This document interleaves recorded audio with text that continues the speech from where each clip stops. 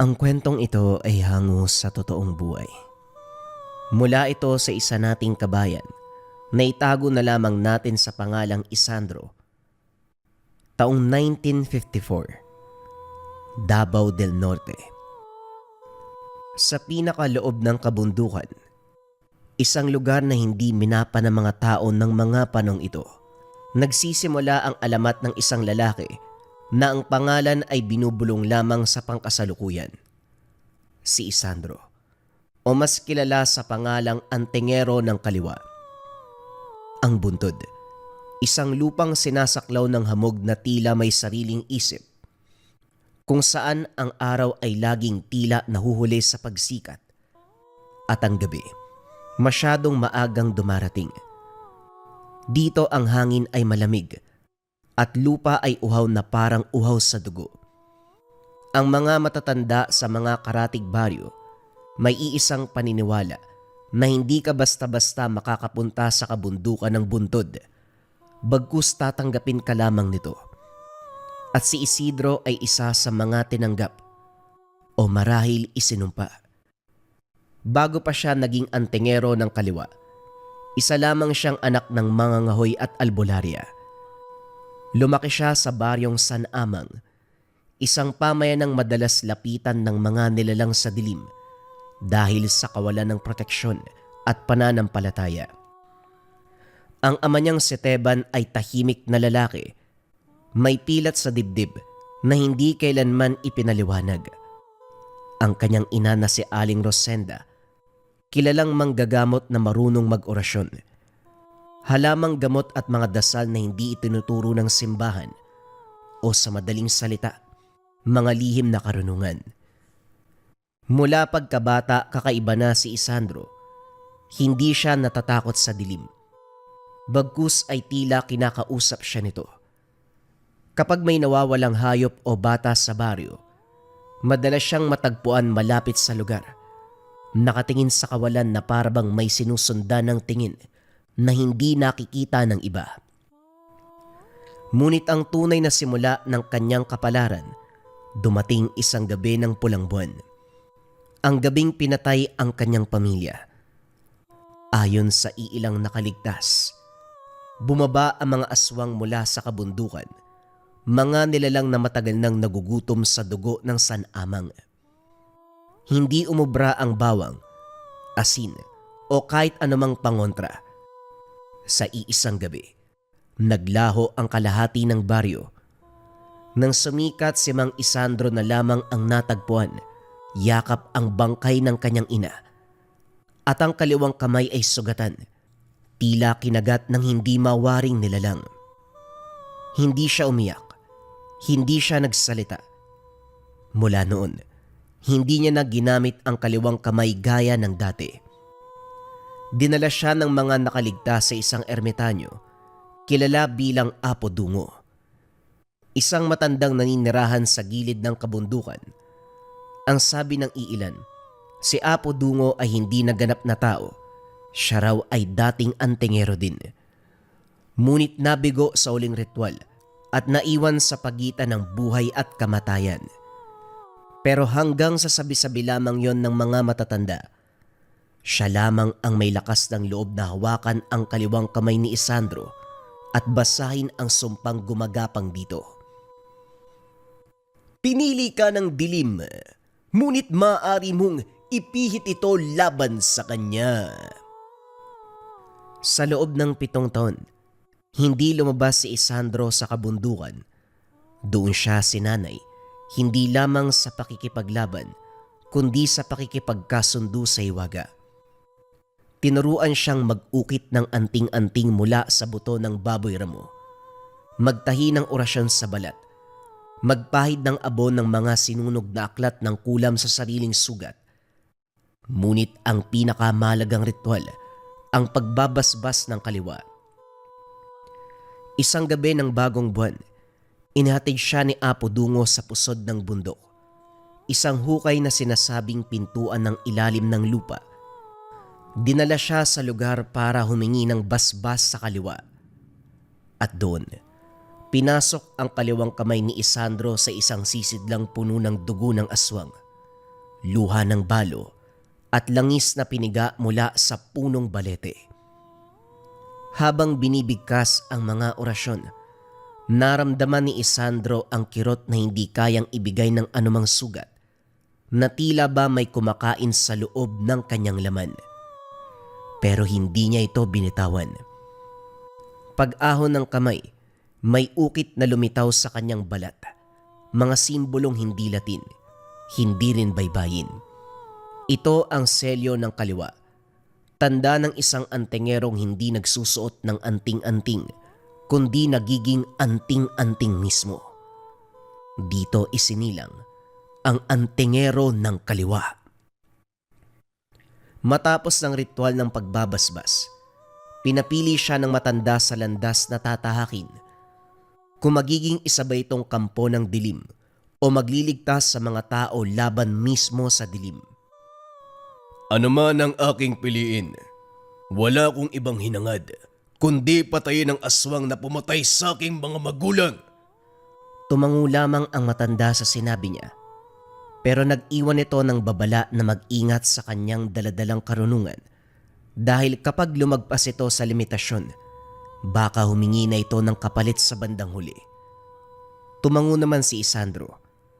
Matapos ang araw na yon ay nagpaalam na si Isandro upang simulan ang kanyang paggiganti.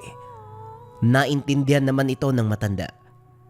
Nang bumaba siya mula sa kabundukan, nagbago ang ihip ng hangin sa mga baryo.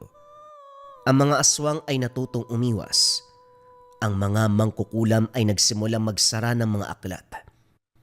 At sa tuwing may matatagpo ang bangkay ng halimaw na walang ulo, makikita din ang marka ng kamay na nagpapaiwatig kung sino ang pumatay dito. Hindi siya humingi ng bayad. Hindi rin siya tumatanggap ng pasasalamat. Kapag tinanong ang pangalan niya, iisa lamang ang sagot. Ako ang huling dasal ng mga hindi dininig ng langit. Doon na nagsimula ang kanyang pagtugis sa mga nilalang ng dilim. Walang gabi na wala siyang napapatay sa kanilang baryo. Hanggang isang araw, tahimik ang hangin, isang uri ng katahimikan na mas nakakatakot kaysa sa sigaw.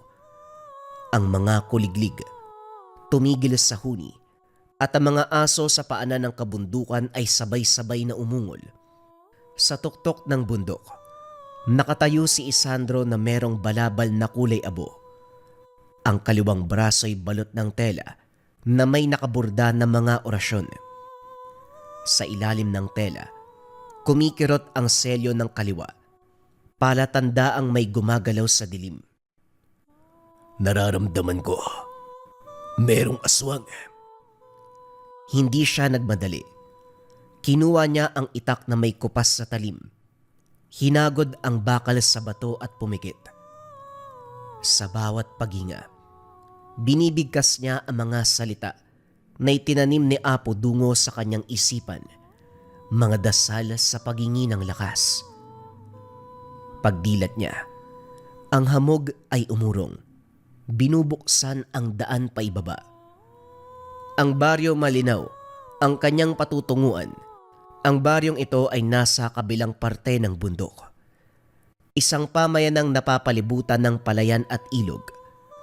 Payapa sa araw, ngunit madali lang itong pasukin sa gabi. 3 bata ang nawawala sa loob ng 1 linggo.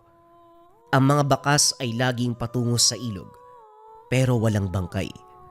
Walang dugong palatandaan ng isang manananggal na marunong magtago. Sa paglapit ni Isandro sa baryo, naamoy niya ang takot. Hindi to amoy singaw o pawis, kundi ang matamis na baho ng pangamba na hinaluan ng pag-asa. Nakita siya ng mga tao, pero walang lumapit. May ilan ang nag-iingat, may ilan na umaatras. Sa malinaw, kilala ang alamat ng antingero ng kaliwa. Hindi siya tinawag, kusa siyang dumarating.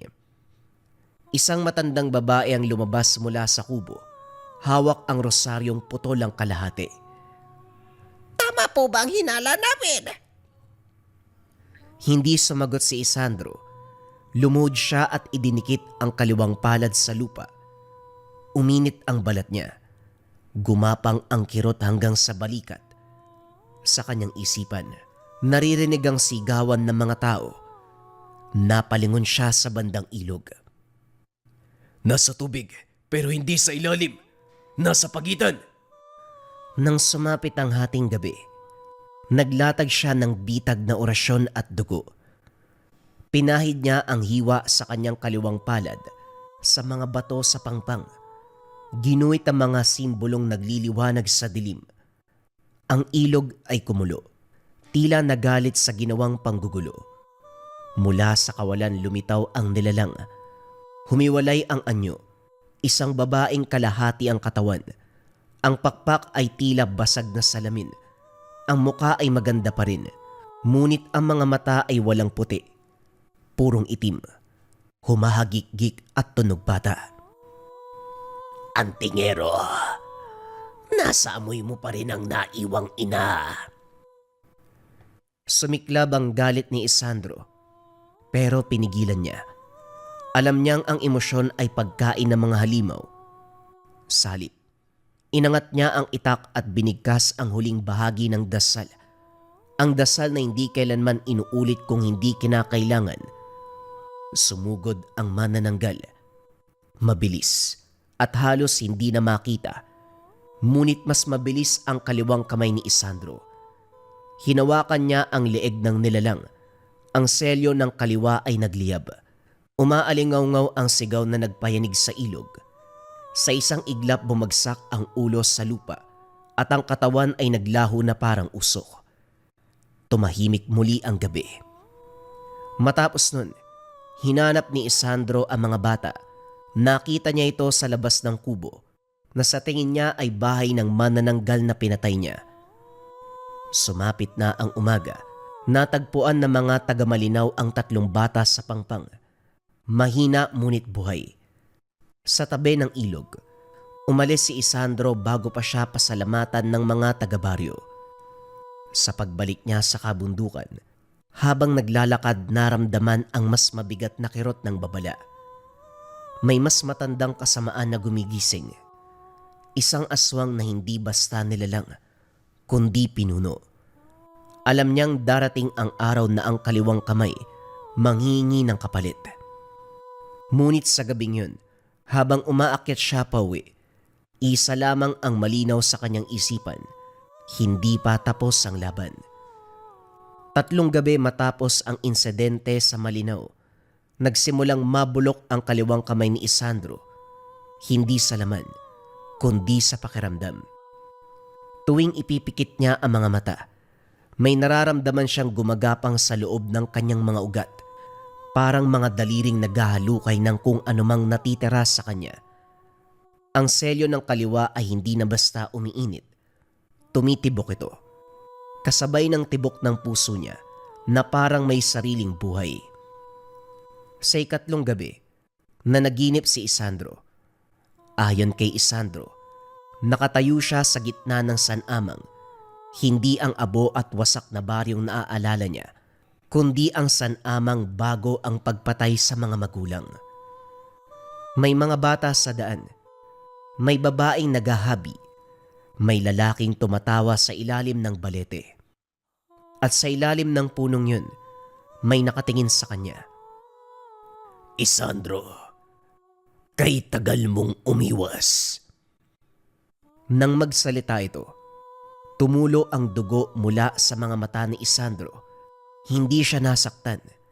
Merong naalala. Bigla niyang nakita ang mga muka ng mga taong matagal niyang nakalimutan. Ang ama niyang si Teban, ang mga batang tinuruan niyang manghuli ng tutubi. Nakita niya ang sarili niyang muka bago pa naging matigas ang mga mata. Isa-isa silang nagbitak, parang basag na salamin, at sa bawat bitak ay may tunog ng pagmuya. Nagising siya na may sumisigaw, kinakalmot ang lupa. Ang kaliwang palad niya ay duguan, hindi dahil sa sugat, kundi parang merong hinablot palabas sa kamay niya. At doon, sa gitna ng kanyang hininga at dugo, biglang sumulpot ang pangalan, Hindi ito parte ng kanyang alaala. Ipiniit ito sa kanyang isipan. Lakang Agham. Nanginig ang mga tuhod ni Isandro. Ang pangalan ay parang kutsilyong itinusok sa likod ng utak niya. Alam niya ang alamat. Isang datu bago pa dumating ang krus at kampana. Isang pinunong nagsakripisyo ng sarili, pamilya at baryo upang maging higit pa sa tao. Isang aswang na hindi nagtatago sa dilim dahil ang dilim ang nagtatago sa kanya. Matapos ang malalim na pangitain, nakita ni Isandro ang kanyang sarili sa lugar na hindi niya nilalakaran. Minsan sa paanan siya ng balete na hindi maalala kung paano niya narating.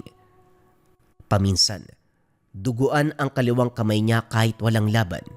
Ngunit ang pinakamasama, alam niya na ang mga bagay na hindi niya kailanman pinag-aralan. Alam niya kung paanong magbilang ng tao batay sa tunog ng paghinga. Alam niya kung anong dasal ang babasahin upang hindi mamatay ang isang bata, kundi manatiling buhay para sa alay.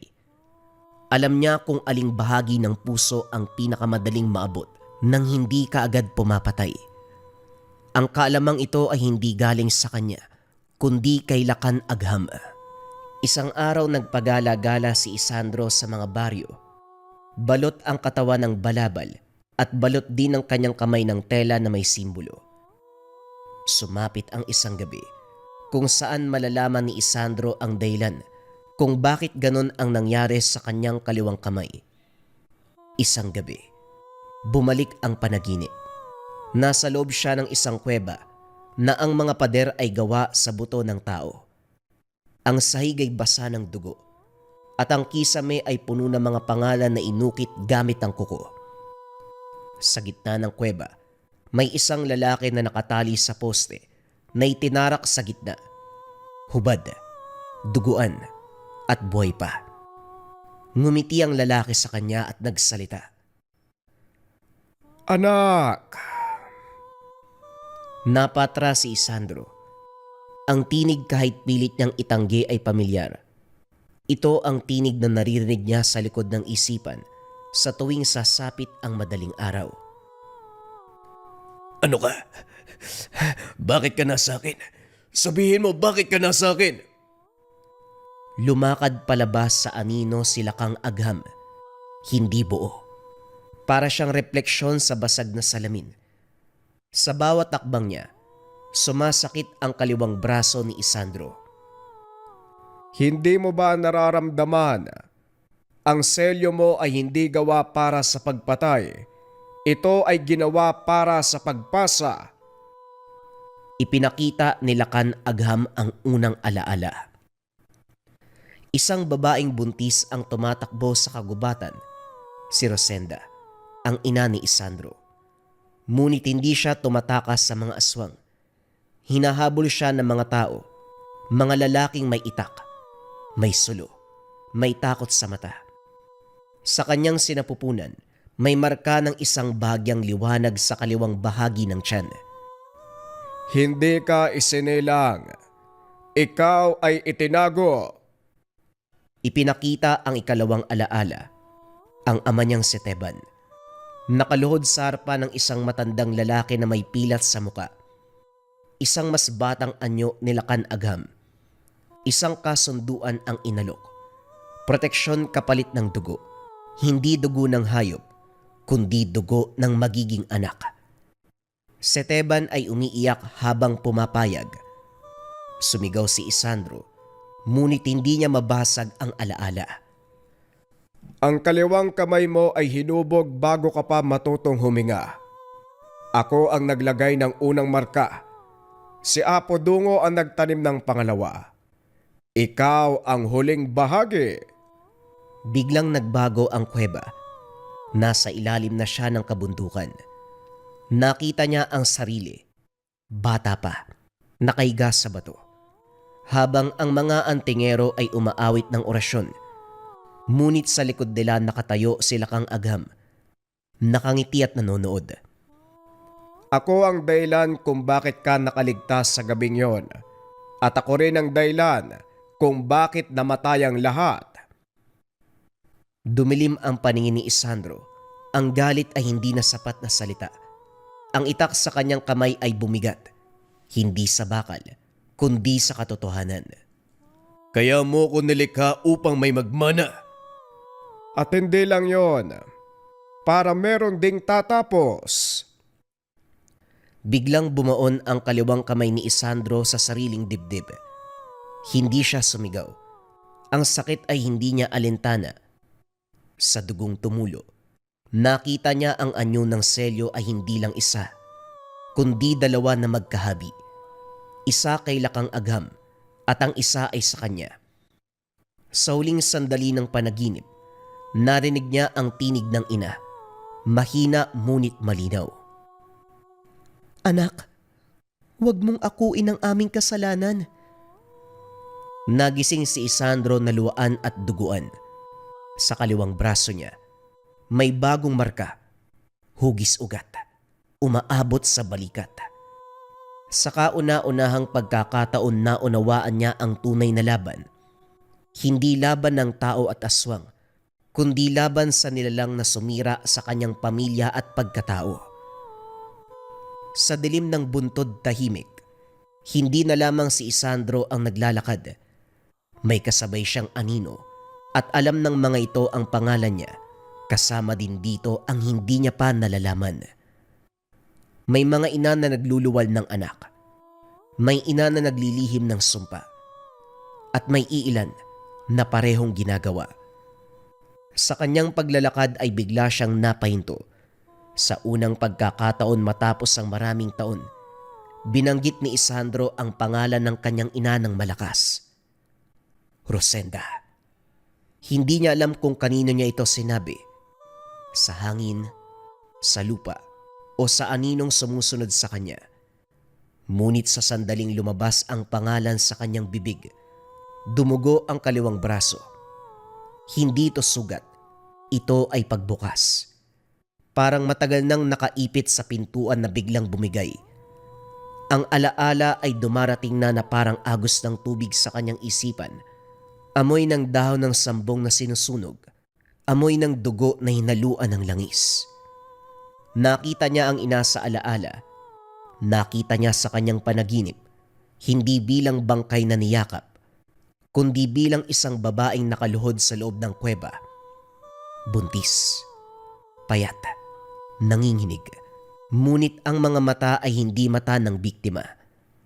Ito ay mata ng nakakaalam. Hindi ka dapat pinanganak sa araw, kaya mas pinili ko ang gabi. Wika ni Rosenda sa alaala. Naramdaman ni Isandro ang kirot sa bungo niya, parang may hinuhukay sa loob. Ang boses ng ina ay parang sakit na dumadampi sa kanyang utak. Ipinakita ng alaala ang gabing isinilang siya. Walang komadrona, walang dasal ng simbahan, tanging ang tinig ng kagubatan at dugo ng ina ang saksi. Sa bawat pag-ire ni Rosenda, may binibigkas siyang orasyon, hindi para sa proteksyon, kundi para sa pagtatali. Sa ikalawang bahagi ng tiyan may guhit na itim, ang unang bahagi ng selyo. Kung ipapanganak kitang buo, kukunin ka niya. Kung ipapanganak kitang hati, baka mabuhay ka. Nang lumabas si Isandro, hindi siya umiyak. Ang kaliwang kanan niya ay mahigpit na nakakuyom. May marka na sa balat, parang pilay na isinabay sa kanyang pagsilang. Sa labas ng kuweba ay may nag-aabang, si Lakang Agham. Ngunit hindi siya dumating bilang halimaw, dumating siya bilang dato na may dignidad. May pangakong proteksyon. Lumuhod si Rosenda sa harapan niya. Duguan at basag ang tinig. Huwag mo siyang angkinin. Ngumiti si Lakang Agham. Hindi ko kailangang angkinin ang sa akin na. Dito nalaman ni Isandro ang katotohanan na mas masakit pa kumpara sa anumang sumpa. Ang ina niya ang unang lumaban sa aswang at natalo. Hindi sa lakas, kundi sa kasunduan. Ipinakita ng alaala ang mga taon ng kanyang pagkabata, ang bawat paggaling niya sa sakit, ay may kapalit na isang ritual na ginagawa ng ina ng palihim. Ang bawat panaginip niya, hindi bangungot. May katumbas na hiwa sa sariling balat ni Rosenda. Siya ang nagsisilbing harang at kulungan. At dumating ang gabi, pinatay ang kanilang baryo. Hindi ito biglaan, kundi ito ay isang kabiguan.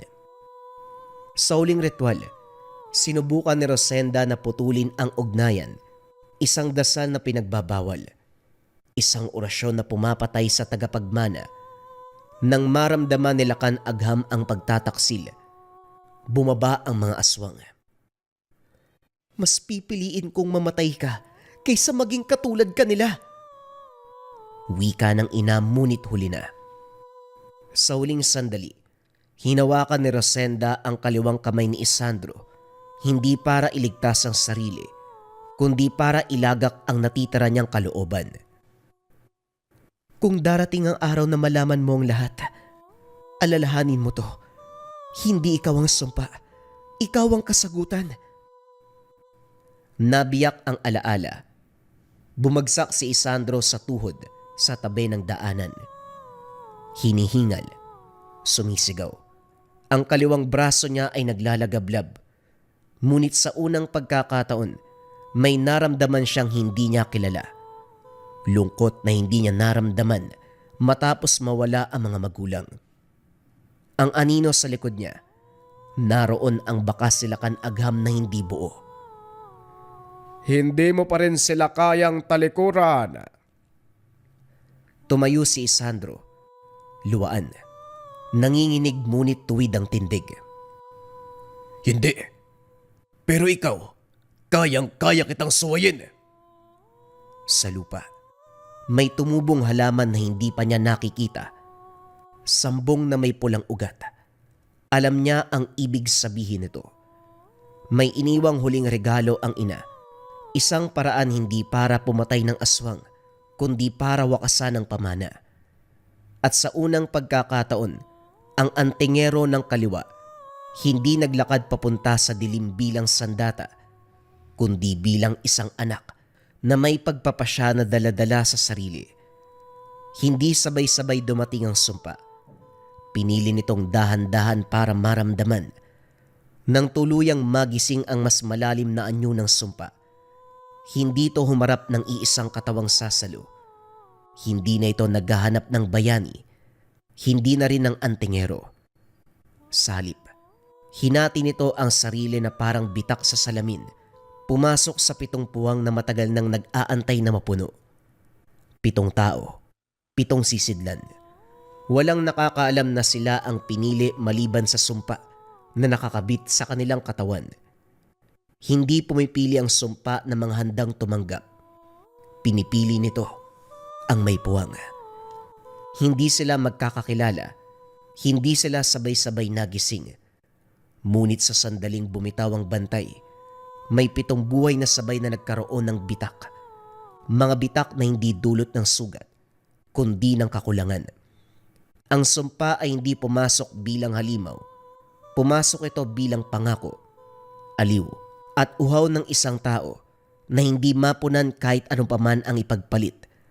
Mga anyong madaling yakapin ng taong pagod ng lumaban. 7 tao ang tinawag, hindi upang maging kapangyarihan, kundi upang malaman ng isang bagay na malapit ng maging isa. At habang hindi pa sila ganap na nagiging halimaw, habang tao pa ang tawag sa kanila, may panahon pa para pigilan ang sumpa. Ngunit ang panahong iyon, hindi nasusukat sa araw o gabi. Nasusukat ito sa unang maling pagpili, sa unang sandaling mas pinili ng sisidlan ang ginhawa kaysa konsensya, ang katahimikan kaysa alaala, ang kapangyarihan kaysa sa pananagutan. Kapag dumating ang sandaling ito, hindi na sila magbabago dahil wala ng lunas na makakapagbalik pa sa kanilang sariling ulirat. At sa sandaling maging isa ang mga sisidlang iyon, magiging katakot-takot na dilubyo ang magiging dala nito. Lingid sa kalaman ni Isandro, malapit na ang araw. Hindi ito dumating na may kulog o lindol. Dumating ito na parang lihim na napagkasunduan ng gabi at lupa. Sa hating gabi ng bundok, kung saan ang mga puno'y nakayuko na parang may tinatagong pangalan, nagtipon ang 7 sisidlan. Walang apoy, walang dasal. Ang tanging liwanag, maputlang buwan na tila may natanggal na peraso, parang may kumagat sa gilid nito. Ang bundok ay hindi tumutol. Nag-intay lamang. Naramdaman ni Isandro ang paghila bago pa man niya makita ang mga bakas. Ang kaliwang kamay niya ay kumirot hindi bilang babala, kundi bilang paanyaya. Alam niya, may ritual na sinisimulan at ang ritual ay hindi humingi ng pahintulot. Sa gitna ng lumang simbolo, isang bilog na lupa na minsang pinagtaniman ng mga bangkay ng antingero, nakatayo ang 7. Hindi sila magkakahawak, ngunit ang anino nila nagtatagpo sa gitna, nagkukumpol na parang buhol ng itim na ugat. Sina Tomas, Lina, Padre Nicanor, Mila, Rogelio at Baldo. Si Tomas ang unang simbolo. Mula sa kanyang bibig, umagos ang tubig ilog. Hindi basa kundi alaala. Mga huling hininga ng nalunod, mga sigaw na sinisipsip ng lalim. Si Lina ang sumunod, mga luha na hindi kailanman inilabas. Bumuhos hindi mula sa mata, kundi mula sa balat. Parang umuulan ng sakit. Si Padre Nicanor, nag-angat ng kamay at nagbukas ng bibig. Walang dasalang lumabas. Kumpisal ang bumalot sa hangin, mga kasalanang walang pangakong maputol. Si Milay yumakap sa kawalan. Sa yakap na yun, may umiyak. Isang tunog na hindi naririnig ng tenga kung hindi ng dibdib. Si Rogelio ay tumindig. Tumanggap ng utos sa walang tinig. Ang kanyang puso'y kumakatok ng pantay. Disiplinado, handang mag-alay. Si Baldo, ngumiti at binigkas ang mga pangalang walang may-ari. Sa bawat pangalan, may aninong napuputol sa lupa. 7 puwersa, isang sentro. Doon sa gitna ng kanilang anino, lumitaw ang wangis na hindi katawan, kundi balangkas ng alaala. Isang hugis na pamilyar at hindi dapat binabanggit. Ang aninong may sungay na parang inukit sa gabi. May dibdib na parang may ukit ng mga orasyon. Lakan Agham. Hindi siya dumating. Pinatawag siya. Panahon na! Ang bantay ay nag-alinlangan. Sa sandaling yun, dumating si Isandro. Humahabol sa hininga ngunit buo ang loob. Tumayo siya sa labas ng bilog. Hindi niya tinapakan ang hangganan. Hindi ako ang sisidlan mo at hindi din sila. Tumawa ang anino ni Lakan Agham. Isang tunog na walang galak. Ikaw ang huling sisidlan. Ang katawan mo ay may puwang na hindi nila kayang punan. Sa'yo ko bubuin ang aking perpektong anyo. Biglang gumalaw ang anino. Parang kamay na hinugot mula sa lupa at sinimulan ang ritual. Ang mga anino ng 7, humigpit, umikot, nagtagpi-tagpi na parang hinahabing sinulid sa gabi. Ang sentro ay kumintab, hindi liwanag, kundi dahil sa isang anyo ang iniluwa nito. Naramdaman ni Isandro ang paghila sa loob ng kanyang dibdib. Ang kaliwang kamay ay bumigat. Ang ritual ay para sa kanya. Lahat ng daloy ay papasok. Doon siya gumalaw ng mabilis. Hindi niya tinakpan ng bilog. Binasag niya ang orasyon. Sa halip na pumasok, umatras siya. Isang hakbang na salungat sa hila. Itinaas niya ang kaliwang kamay. Binaon ang palad sa lupa sa labas ng ritual. Pinako niya ang sarili sa hangganan. Isang sisidlan na ayaw maging sentro. Hindi ako ang bubuo sa'yo. Kung may katawan ka, kukunin mo ito sa kanila at hindi sa akin. Umiwas ka lang ng umiwas. Hindi magtatagal mapapasakin din ang katawan mo. Napangiti ang anino. Ang ritual ay pumalya para kay Isandro. Ngunit ang paghahangad ni Lakan Agham na makuha ang katawan ni Isandro mas lalong umapoy. Sa isang iglap, nagbago ang daloy. Ang 7 sisidlan ay umiyak, sabay-sabay. Ngunit magkakaiba ang dahilan. Ang kanilang anino ay napunit mula sa lupa at hinigop pa itaas. Ito ay pabalik sa sentro. Inalay sila. Ang ritual ay naghahanap ng mas madaling paraan para sa sakripisyo. Matapos nun, bumigat ang anino ni Lakan Agham. Ang mga guhit sa kanyang katawan ay napuno. Ang ekstruktura ng mga kalamnan ay unti-unting nagiging buo. Unti-unting lumabas sa bilog si Lakan Agham. Meron na itong pisikal na katawan. Sa bawat hakbang nito ay may mga itim na anino ang sumusunod sa kanyang yapak. Ngayon, aliwin mo muna ako bago ko pagsawaan ng iyong katawan. Lumundag ito patungo sa kinaroroonan ni Isandro. Nangihina at naghahabol pa ng hininga. Sinipa niya ito dahilan upang tumalsik. Tumama ang katawan ni Isandro sa puno. Pinasadahan kagad ito ni Lakan ng sunod-sunod na suntok. Malulutong na suntok na tumatama sa iba't ibang bahagi ng katawan ni Isandro. Walang sayang sa bawat suntok na ito ni Lakan.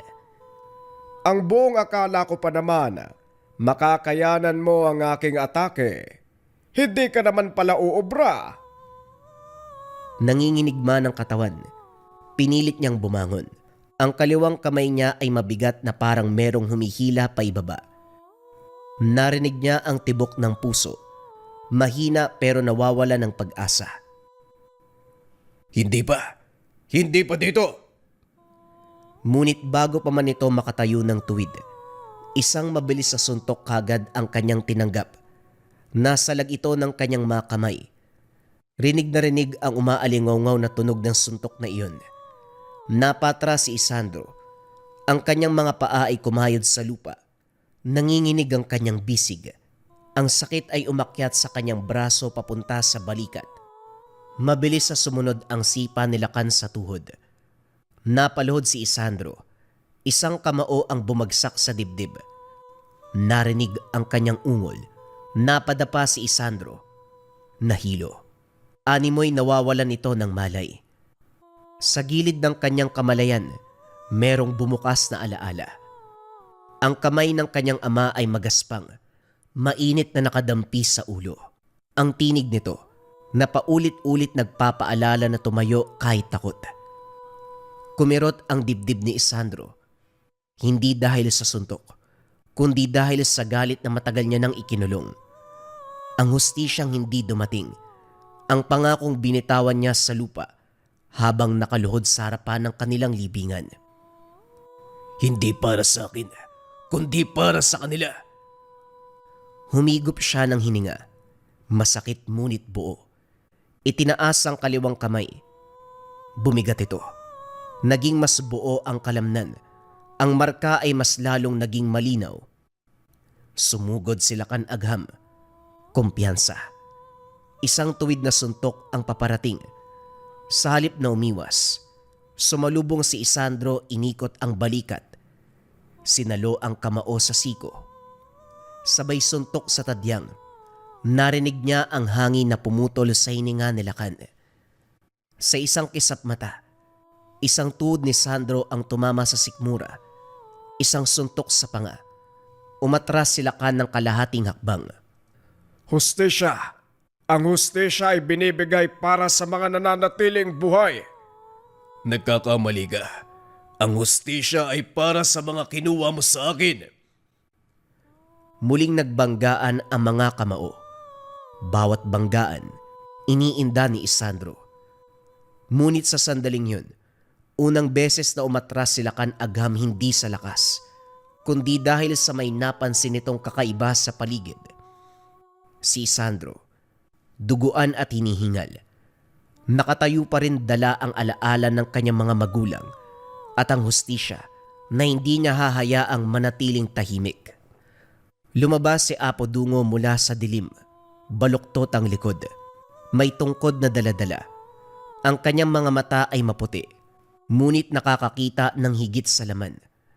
Ang balat niya ay puno ng ukit ng mga lumang selyo at ang lakan lamang ang nakakaalam.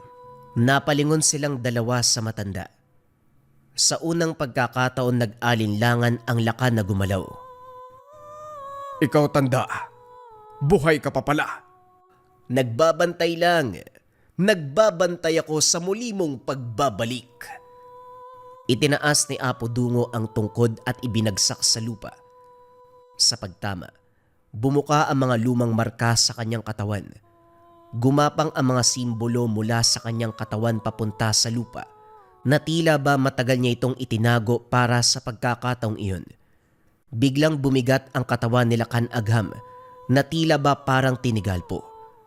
At sa bawat paghinga nito, hinihila ang kanyang katawan pabalik sa lupa. Hindi kita mapapatay at hindi din kita mapapabalik sa wala. Ngunit kaya kitang pigilan hanggat may handang magsakripisyo. Wika ni Apo Dungo, nakarap kay Lakan, ngunit ang tinig ay para din kay Isandro. Hindi pa ngayon, Isandro, antayin mo ang hudyat ko. Humakbang si Apo Dungo palapit kay Lakan Agham. Habang ginagawa ito ng matanda, nag-uusal ng mga katagang panselyo. Nang makalapit na ito, idinampi ng matanda ang kanyang palad sa dibdib ni Lakan. Sumisigaw ito na tila ba gustong kumawala. Habang nagpupumiglas, biglang ngumiti si Lakan.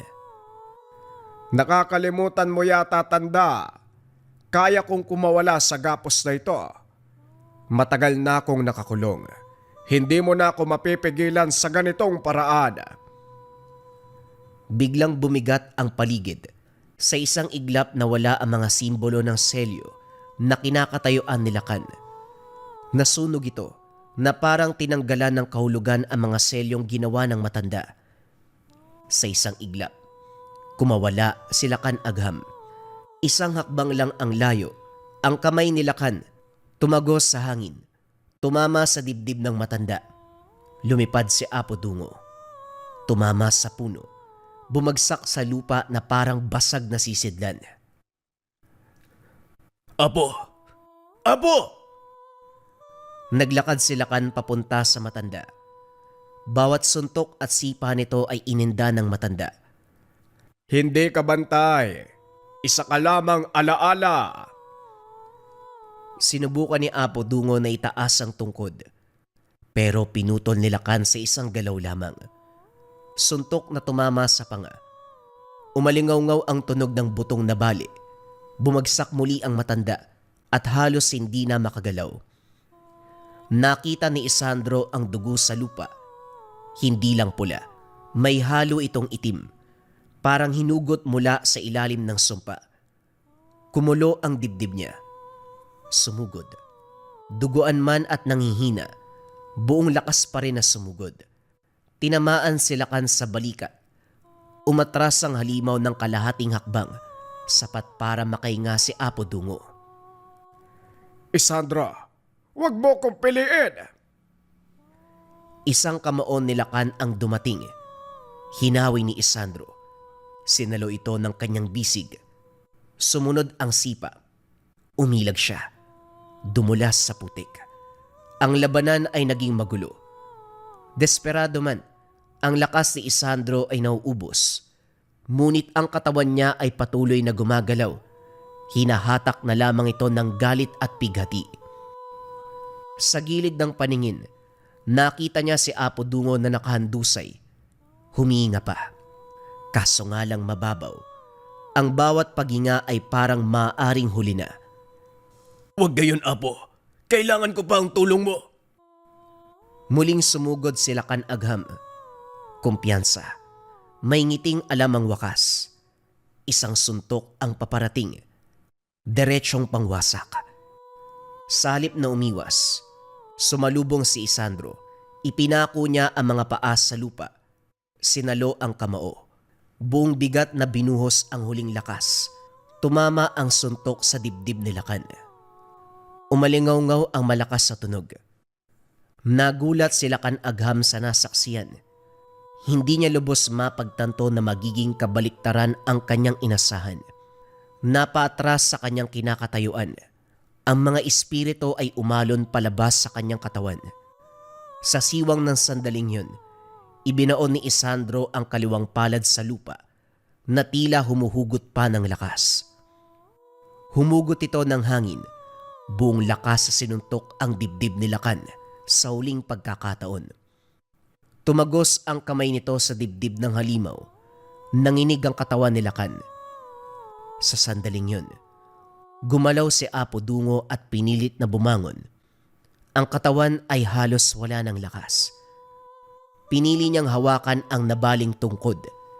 Itinaas niya ito. Nanginginig man, ipinalo niya ito sa lupa sa huling beses. Ang mga lumang selyo ay muling nagliyab.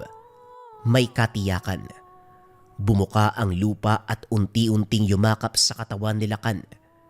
Sumigaw si Lakan Agham at sa huling pagkakataon, tumingin kay Isandro. Hindi pa. Hindi pa ito ang wakas. Matapos nun, tuluyang nagsara ang selyo. Napalingon si Isandro. Nakita niyang nakaluhod si Apo Dungo. Ang tungkod ay nakabaon sa lupa.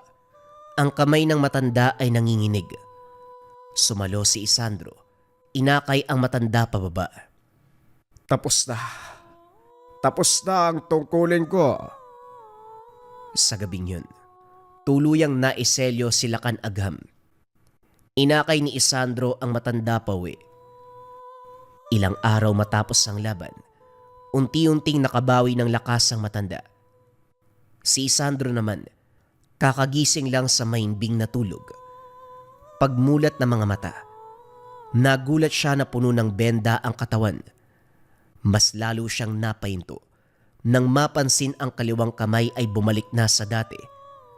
Wala na ang marka at bigat na matagal niyang dala. Dahan-dahan siyang bumangon at lumabas ng bahay. Sa bakuran nakita ang matanda na payapang nagwawalis. Parang walang nangyaring matinding laban, ilang araw ang nakalipas. Apo, anong nangyari sa kamay ko? Ay, gising ka na pala. Huwag ka nga nang gugulat. Mabilis ako mamamatay sa ginagawa mo eh. Nagamot ko na ang sumpang bumabalot yan. Napatingin si Isandro sa kanyang kaliwang kamay. Ikinukuyom ito at binuka. Wala na ang kirot. Ayos ah. Pwede pala yun. Oo, ginamot kita habang tulog ka. Hindi na pwedeng manatili ang sumpa sa kamay mo. Tapos na ang laban.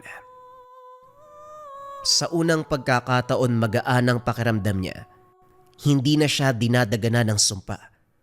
Siya ay simpleng tao. Mula noon, tuwing sasapit ang gabi at tahimik ang paligid, may isang bahay sa dulo ng baryo na nananatiling may ilaw.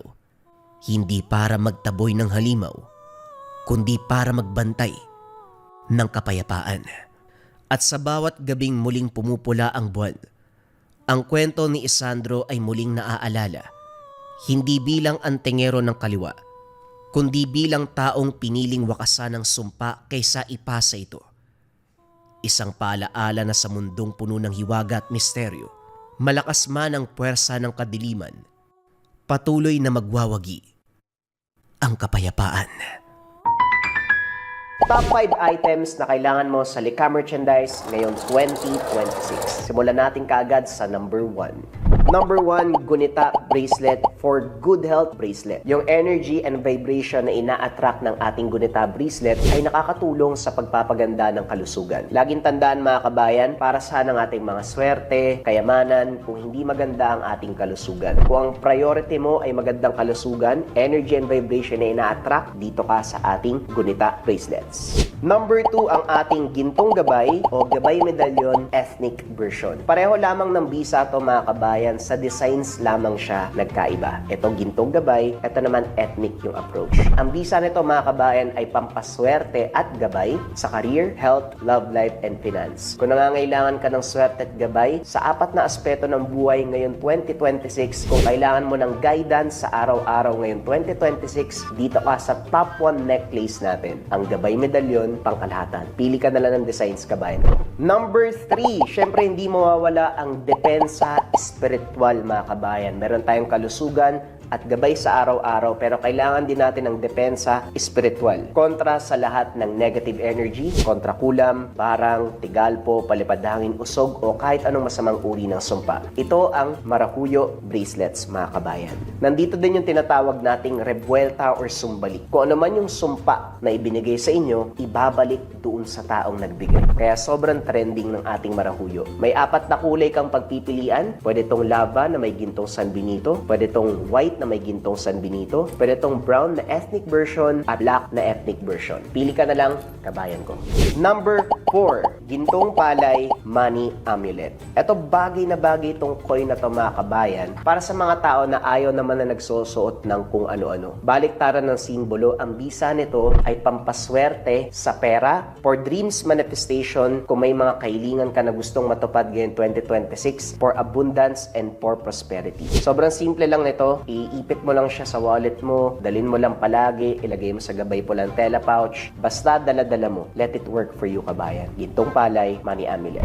At syempre, mga kabayan ko, ang pang-5, hindi mawawala ang kaluban de pampaamo. Pampaamo sa tao, pampaamo sa negosyo. Kung feeling mo nasa toxic environment ka, kabayan, ikaw lagi yung napapag-initan, laging galit yung partner mo, laging galit yung boss mo, laging galit yung mga katrabaho mo, sa'yo lagi sinisisi ang mga bagay-bagay, magkaluban de pampaamo ka. Pampaamo sa tao, pampaamo sa negosyo. Bagay din to sa mga nasa sales or sa mga tao na palaging merong kausap para mabilis kayong makapagpalagay ng loob ng taong kausap mo. Sobrang simple lang. Itong kaluban, gawa to ng mga katutubo sa Negros, pero may mga sangkap pa ito sa loob. Dadalin mo lang, kabayan. Let it work for you. Lagay mo sa bag mo, lagay mo sa bulsa mo, basta dala-dala mo lang palagi. Yon ang ating top 5 items na kailangan mo ngayon 2026 sa Likha Merchandise. Kung interesado ka, kabayan, pwede mo i-click yung yellow basket sa baba. Pero if ever na walang yellow basket, i-search mo lang ang shop ng Likha Merchandise. Ingat sa mga scammers.